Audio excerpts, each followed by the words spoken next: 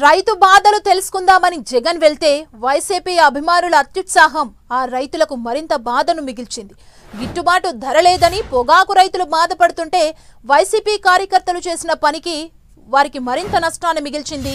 Podili tobacco బోర్డులో YCP అధినేత జగన్ రైతుల్ని కలిశారు. అయితే జగన్తో పాటు కీలక నాయకులు మాత్రమే పోలీసులు వారికి అనుమతి ఇచ్చారు. జగన్ వెంట వచ్చిన అభిమానులందరూ లోపలికొచ్చారు.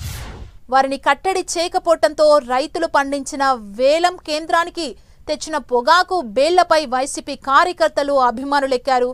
జగన్ని చూసేందుకు ఎగబడ్డారు. దీంతో పొగాకు బేళ్లన్నీ ధ్వంసమయ్యాయి.